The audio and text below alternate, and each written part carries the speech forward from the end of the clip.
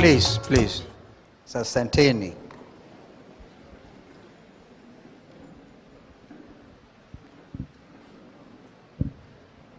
Your Excellency, the Chief Guest, Lieutenant General Dr. Serese Khama Ian Khama, the fourth President of the Republic of Botswana.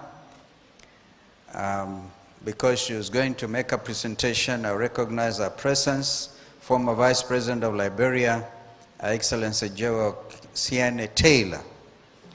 Makueni Governor, our son, our friend, Mutula Kalonzo Jr., the founder of Lukenya University, my sister mother, Kasanga Mulwa, the Chancellor, Professor Margaret McKenna, Vice Chancellor, Dr. Judith Wafula, Chair of the Board of Trustees, our daughter, Senator Sylvia, Chairman of Pan-African Institute, my learned brother, Professor Pielo Lumumba, distinguished guests, members of staff, dear students, what an extraordinary honor to be with you here this morning, so soon after coming from Kango, Kanjaramogi. And I want to say that these are difficult times for us in the region. But when I went to lay a wreath at the mausoleum of our late brother, Raila Odinga, I could not help but imagine the struggles that you have come through. And so I want to greet you as we used to be greeted by the young ones with Raila Amolo Odinga. Remember those days when you say Raila Tialala. Kumbukeni hiyo, Raila Tialala. Ria. Well, Raila Tialala.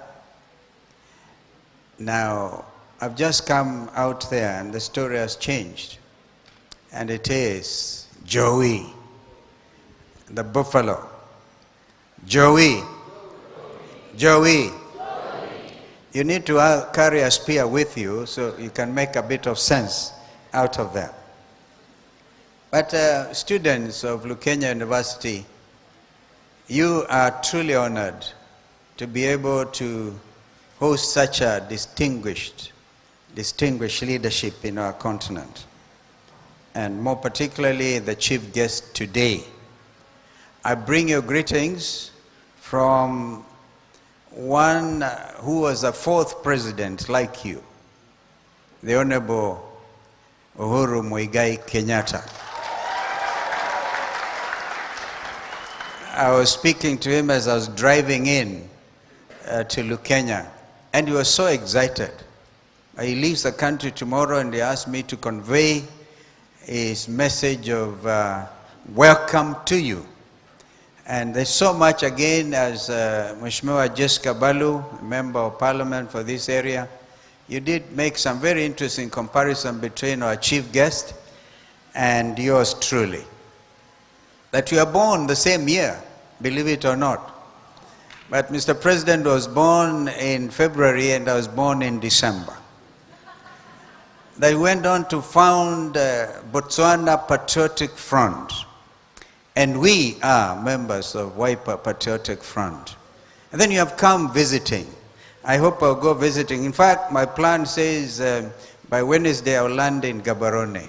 So I hope you'll be home by then and to be able to visit. So let me make this submission in writing, because if I don't, my brother Pielo Lumumba will have carried the day. And Sylvia said, it's so difficult to speak after Pielo. But Pielo, I must tell you, I'm very personally proud of you because of what you have done to this university.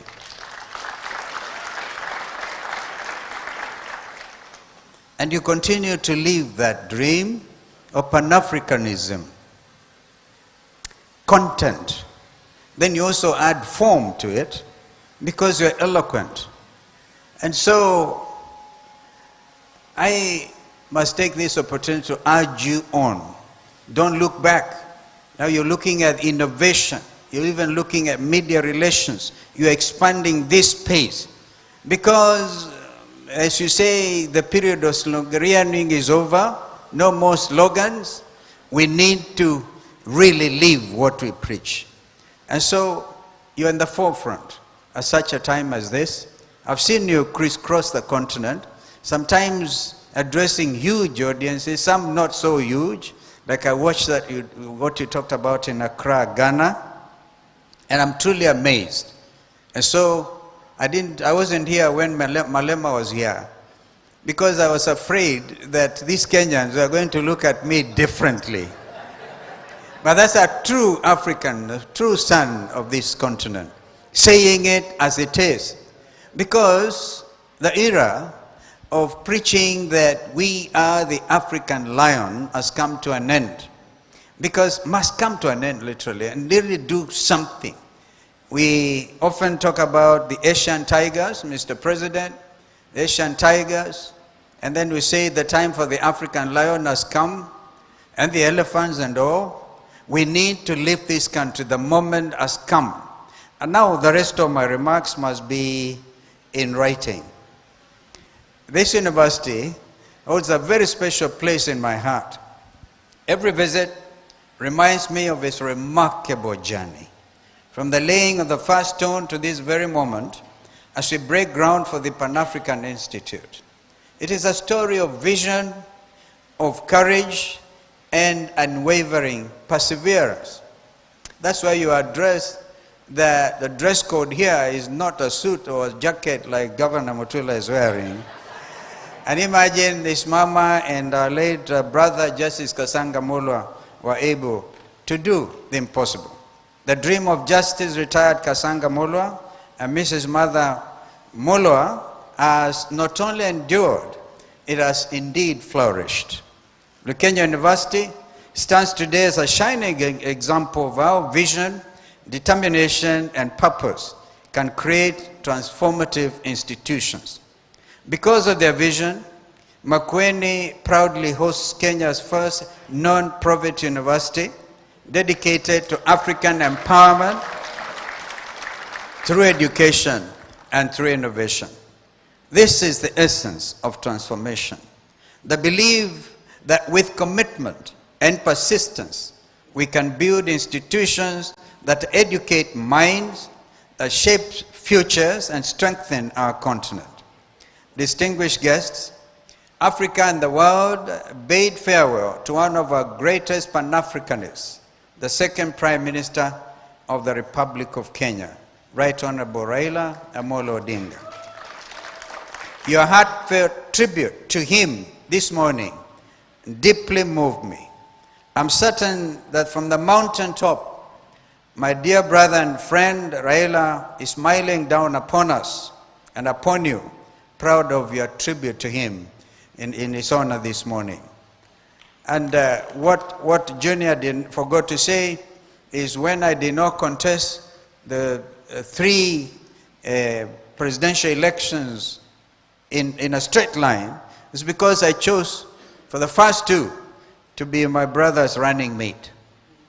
And the third one, I did not even offer my candidature. I said I was going to really support him unconditionally. And that we did. Raila's Pan-Africanism was never merely ideological. It was a way of life. For decades, he championed African unity, economic cooperation, and leadership that prioritizes people. He believed passionately that Africa must speak with one voice and that our continent's future depends on our ability to stand together. As the African Union's High Representative for Infrastructure Development, Raila carried this dream across Africa.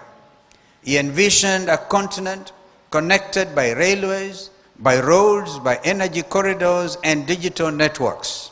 A continent bound not by borders, but by shared purpose.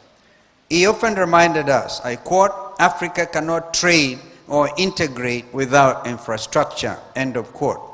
For Raila, this connection was more than development. It was liberation. And therefore, I also agree with you, my brother PLO, when you say the time for economic liberation is now. It was important. Our forefathers, a lot of whom are actually being depicted right in front of us, struggled and fought for African political liberation.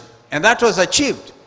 And I think the story of Kwame Nkrumah, the argument at the OAU summit at that time, whether they should have gone for integration, which was, I think others like Mwalimu Nyerere and others had had a different way of looking at it. But imagine Kwame Nkrumah's dream been agreed with. This will be a continent like no other. So now, for my brother Raila, even in death, his spirit continues to inspire. His voice reminds us that Africa's power lies in cooperation, not in division, in dignity, not in dependency. May his soul rest in eternal peace, and may his dream for a united Africa live on. Of course, he joins many, many others. I can tell you, for example, at the occasion to even reach out to brother leader who was misunderstood, Muammar Gaddafi. I see my friend PLO. I think you need to look a little bit at that contribution. Muammar's vision was for an African foreign policy, which is common, and African defense policy, which is also common. But I can see that there are difficulties in achieving some of these things. Ladies and gentlemen, there is truly a wind of change sweeping across our continent. This wind is the latest expression of Panafricanism, I dare say. The wave of Gen Z-led protests across Africa against bad governance, against corruption, impunity, lack of transparency, electoral fraud, and rising living costs is a powerful testament to a new generation rising. These peaceful demonstrations are not acts of recklessness. They are acts of hope and determination aimed at restoring the dignity of their generation and ours, just as their forefathers restored Africa's dignity through the struggle against colonialism and oppression. This is Pan-Africanism in action, an awakening that must be recognized and supported. African leaders must stop treating protesters as criminals.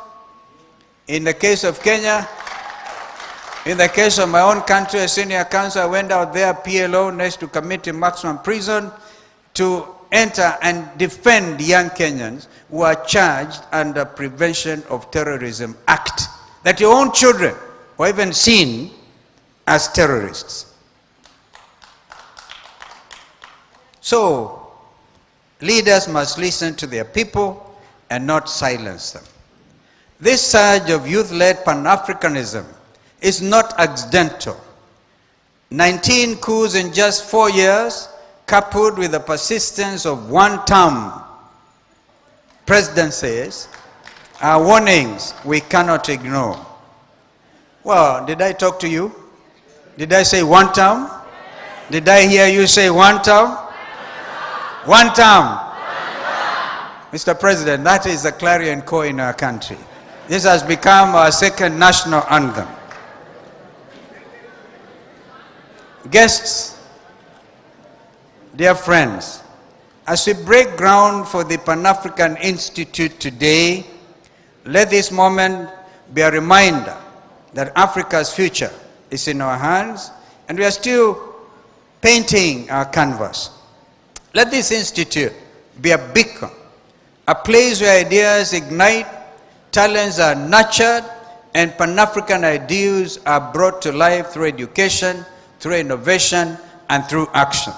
Together, let us continue the work of building a continent where opportunity, where dignity, and prosperity are within reach for all. Let us honor the legacy of those who came before us and empower the generation that is rising now. The journey is long, but the vision is clear. An Africa united, strong, and free. Viva Africa! Viva Africa! Viva. Comrades, power! Comrades, power! Comrades, transaction. You know what that means. God bless you. God bless the Republic of Kenya. God bless the Republic of Botswana. Long live Africa. The time for Africa to rise is now. Amen.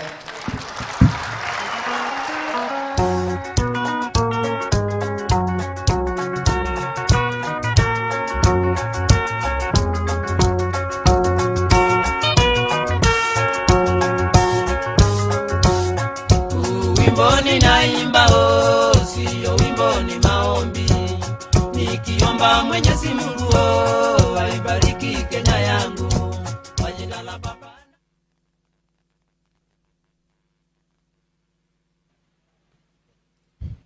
Thank you so much. Let's give him a round of applause.